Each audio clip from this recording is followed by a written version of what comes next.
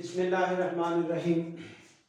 हाँ जी, next lecture number 7। ये transformation matrix हमारी ज़रूरत पड़ेगी इन दोनों सिस्टम्स को, जो के और के डैश सिस्टम है, इनमें एक दूसरे में जब कन्वर्ट करना है हम एक टेंसर को, तो देन ये ट्रांसफॉर्मेशन मैट्रिक्स हमारी ज़रूरत की होगी। ट्रांसफॉर्मेशन मैट्रिक्स है क्या? ये उन डायरेक्शन कोसाइंस की मैट्रिक्स है, यानी कि जस्ट लेक्चर इससे पिछला गुजरा उसमें हमने डायरेक्शन कोसाइंस डिस्कस किए थे। हाँ जी, अब इस सिस्टम को इस सिस्टम से अटैच करने की कोशिश हो रही है। एल आई जे, इसको नाम दिया जा रहा है ट्रांसफॉर्मेशन मैट्रिक्स का टी, यानी कि इस मैट्रिक्स के अंदर आएगा क्या? Direction cosines. किसके? जाहिर है एक सबस्क्रिप्ट दूसरा सबस्क्रिप्ट, जब डबल सबस्क्रिप्ट लगा तो इन दोनों सिस्टम को अटैच किया जाएगा आपस में। ये देखिए एल आई जे क्या चीज है? It is defined as cosine of the angle. जो कोसाइन ऑफ द एंगल होता है वो डायरेक्शन कोसाइन ही तो है। डेफिनेशन उसकी क्या है? Cosine of the angle means direction cosine. किस किस चीज का? वो एंगल कौन सा है? Note the step. आयत एक्सेस ऑफ सिस्टम के डैश, जो रो का पहला सिंबल है, ये वाला पहला सिंबल रो को शो करता है। आयत एक्सेस ऑफ सिस्टम के डैश विद जेथ ऑफ सिस्टम के। ठीक हो गया। अब एक्सिस आई जे के जो इनके ये x1 x2 x3, ये x1 डैश x2 डैश और x3 डैश जो नाम रखे हैं इससे पिछले लेक्चर में, वो स्पेशल आपके कंसीडर करने वाला होगा। हाँ ये देखिए L I J, cause of the angle किस किस का? जो डैश वाला सिस्टम है उसका आयत एक्सेस, जो सिंपल है उसका जेथ एक्सेस। यूं है ना जैसे x एक्सेस और y एक्सेस के दरमियान एंगल 90 का है, x एक्सेस और y एक्सेस के दरमियान एंगल 90 का है, तो उसी तरह से ये सेटअप है। ये मिसाल देख लें 1 2 मींस जो डैश वाला सिस्टम है उसका x1 एक्सेस ये वाला, जो डैश वाला है उसका ये, जो नॉन डैश है उसका ये, डैश वाले का ये, नॉन डैश वाले का ये, जो इन दोनों के दरमियान एंगल होगा उसकी बात हुई है, उसका कॉज हल किया जाएगा, तो इससे वो डायरेक्शन कोसाइन बन जाएगा। ये थीटा एक एग्जांपल दे दिया कि फर्ज करें वो एंगल थीटा है। आपको नेक्स्ट आके क्वेश्चन भी समझाए जाएंगे जिसमें ये एंगल की कंसिडरेशन क्लियर की जाएगी कि ये किस तरह एक दूसरे के ऊपर नीचे एडजस्ट कैसे होंगे। चलिए जी, फिलहाल एंगल बिटवीन ये बता दिया गया। अब जो टी है वो ट्रांसफॉर्मेशन मैट्रिक्स है। एल आई जे मैट्रिक्स को लिखने का सिंबल है। आई की कीमत 1 से 3 तक, जे की कीमत भी 1 से 3 तक, तो डेफिनेटली 3/3 की मैट्रिक्स बनेगी। जब पहला सिंबल रो को शो करता है तो ये देखिए 1 1 1 2 1 3, इससे फर्स्ट रो बनेगी, फिर 2 1 2 2 2 3 3 1 3 2 3 3।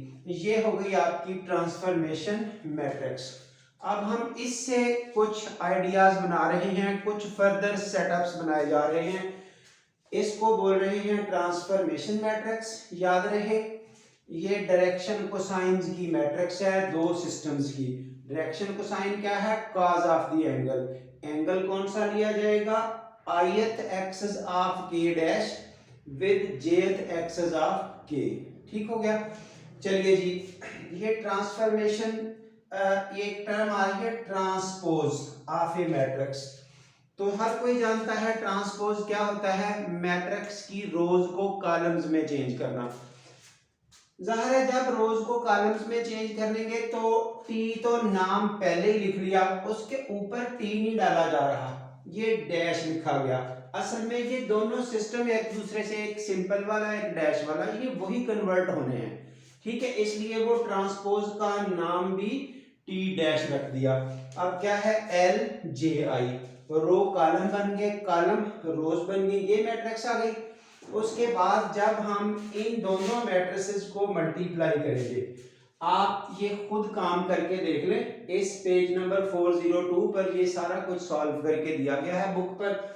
इस मैट्रिक्स को इस मैट्रिक्स से मल्टीप्लाई करें। जब मल्टीप्लिकेशन करेंगे तो आपकी जो ये वाला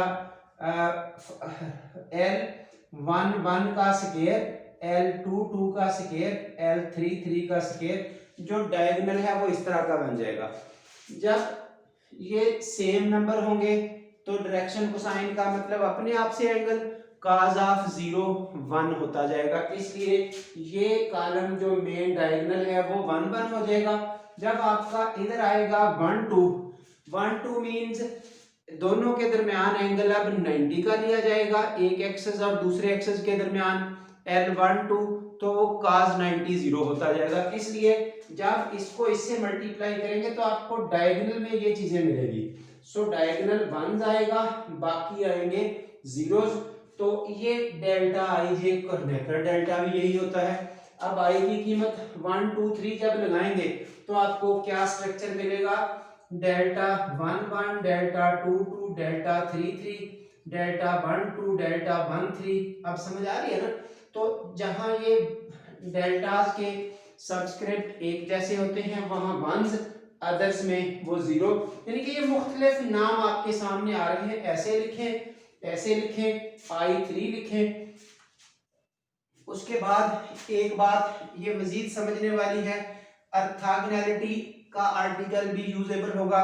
ऑर्थोगोनल मैट्रिक्स किसी स्टेज पे अगर नहीं पढ़ी हुई तो अब सुन लें। वो मैट्रिक्स ऑर्थोगोनल होती है जिसको उसके ट्रांसपोज से मल्टीप्लाई करें, दोनों साइडों से आंसर आइडेंटिटी आ जाए। दूसरे लफ्जों में एक ये सेटअप भी होता है, A transpose equal to A inverse, ये भी चलती है डेफिनेशन। ये एक ही बात है ना, यानी कि जब ट्रांसपोज के इनवर्स के बराबर आएगा तो फिर वो A को A इनवर्स से मल्टीप्लाई करें या A को A ट्रांसपोज से मल्टीप्लाई करें तो आइडेंटिटी आता जाएगा। ऐसी मैट्रिक्स को ऑर्थोगोनल मैट्रिक्स कहते हैं। ये जो T मैट्रिक्स है दिस इज ऑर्थोगोनल मैट्रिक्स, क्योंकि इन दोनों को मल्टीप्लाई किया तो क्या बना, आइडेंटिटी। अब ये देखिए T डैश का आंसर मैट्रिक्स फॉर्म में आइडेंटिटी, उसका डिटर्मिनेंट ले, दोनों तरफ डिटर्मिनेंट ले लिया। रूल के मुताबिक इसका डिटर्मिनेंट अलग, इसका अलग, क्योंकि ये मैट्रिक्स आइडेंटिटी है। जब इसका ट्रांसपोज लेंगे फिर भी आइडेंटिटी ही आएगी। तो आइडेंटिटी मैट्रिक्स का अगर कोई मॉड हल कर रहा है, ये देखें आइडेंटिटी मैट्रिक्स का मॉड क्या होता है, वो 1 ही आना है, क्योंकि ये मेन डायगोनल का ही प्रोडक्ट आना है तो 1। अब जाहिर है जब ये दोनों बराबर हैं तो फिर दोनों सेम रखेंगे इसका स्क्वायर, तो इसका आंसर प्लस माइनस 1।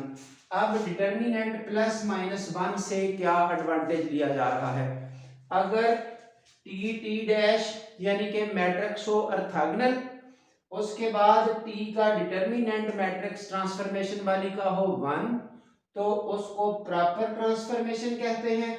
और अगर ये T माइनस 1 आ जाए डिटर्मिनेंट, इन दो के फैसले हो रहे हैं, माइनस 1 हो तो वो इम्प्रॉपर ट्रांसफॉर्मेशन होती है। प्रॉपर और इम्प्रॉपर में क्या फर्क है, मैट्रिक्स ऑर्थोगोनल अगर T का डिटर्मिनेंट प्लस 1 है तो प्रॉपर ट्रांसफॉर्मेशन, अगर माइनस 1 है तो इम्प्रॉपर ट्रांसफॉर्मेशन। डबल ऑप्शंस के सॉल्यूशन बताए गए। फिर प्रॉपर ट्रांसफॉर्मेशन में क्या होता है, right handed system right handed ही रहता है, लेफ्ट हैंडेड ही रहता है, जबकि इम्प्रॉपर ट्रांसफॉर्मेशन में ये चेंज होते हैं, राइट हैंडेड लेफ्ट हैंडेड बन जाता है, लेफ्ट हैंडेड राइट हैंडेड बन जाता है। अब राइट हैंडेड सिस्टम का मीनिंग क्या है, जहां एंटी क्लॉकवाइज ये रोटेशन आ रही हो राइट हैंड की, तो एंटी क्लॉकवाइज वैसे भी एंगल्स पॉजिटिव होते हैं, anti clockwise rotation right hand की वो प्रॉपर, और जब क्लॉकवाइज करेंगे तो इम्प्रॉपर। ये आपका थोड़ा सा बेस बताया गया। ये ट्रांसफॉर्मेशन मैट्रिक्स LIJ। अब इसको यूज करते हुए नेक्स्ट हम कुछ मजीद इस तरह की डेफिनेशंस यूज करेंगे, यानी कि इन जनरल इसका यूज आपको वाज़े नजर आएगा। अब आपने इस ट्रांसफॉर्मेशन के हवाले से प्रॉपर क्या है इम्प्रॉपर क्या है, ये बुक के इस पेज पर एग्जांपल सॉल्व है, उसको आपने सॉल्व करके देखना है। अगर कोई मसला आया तो ज़रूर बताना है। इन एंगल्स की बात अभी करने वाली रह गई है, इसके रिलेटेड क्वेश्चंस हैं, इंशाल्लाह कमिंग लेक्चर्स में मिलेंगे। ज़रूर यहाँ तक कोई मसला हो तो ज़रूर बताइए।